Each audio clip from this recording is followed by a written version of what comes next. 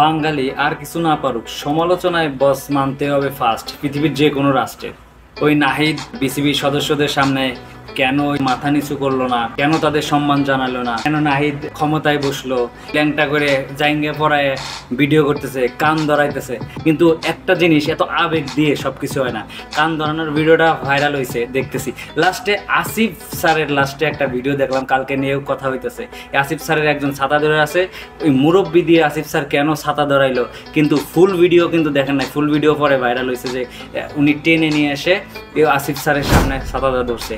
এখন কথা হয়েছে, সমালোচনা তো আমরা সবাই করি। একজনকে ল্যাংটা করে দেখলাম জাঙ্গা পরানো, শুধুমাত্র রিক্সার পর বসাই নিয়ে তার ভিডিও করতেছে ফুলা বানায়। কিন্তু একটাবার বাঙালি এটা বুঝতেছে না যে এই মানুষটা আমার তো এরকম ল্যাংটা করতেছে না, আরেকজনের তো ল্যাংটা করতেছে না, তাহলে ওই ব্যক্তি যারা কেন ল্যাংটা করলো।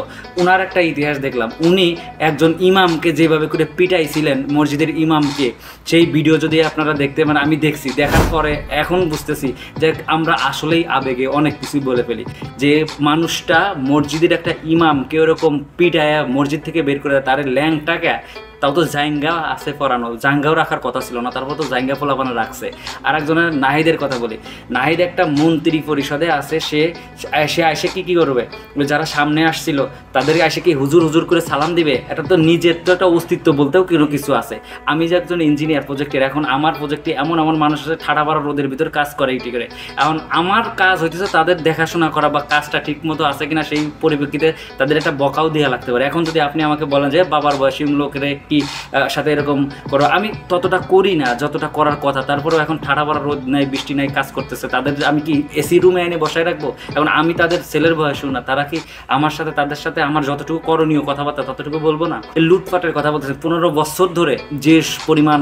এখন যে গতকালকে স্বরাষ্ট্রমন্ত্রীর দেখলাম একটা নিউজ বেরোয়েছে, বস্তা ভরে টাকা যাইতো কারণ বাজারেতে প্রতিদিন, কারণ বাজার এরিয়াতে ফার্মগেটেতে 1.5 কোটি টাকা করে তার মানে চাঁদা যাইতো তার বাসায়।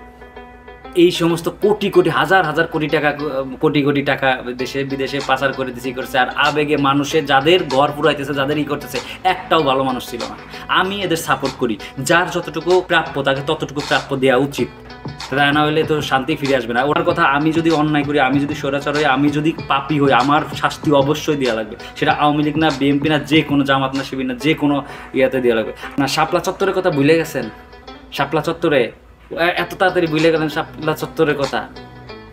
পিলখানার যুদ্ধের কথা কি এত তাড়াতাড়ি ভুলে গেলেন? আমি কোনো দলের না, আমার আওয়ামী লীগও ভালো লাগে না, বিএনপি বলে না, জামাত বলে না, কোনো দলেরই আমার ভালো লাগে না। যে অন্যায় করবে তার বিরুদ্ধে কথা বলবো, এটাই আমার ভালো লাগে।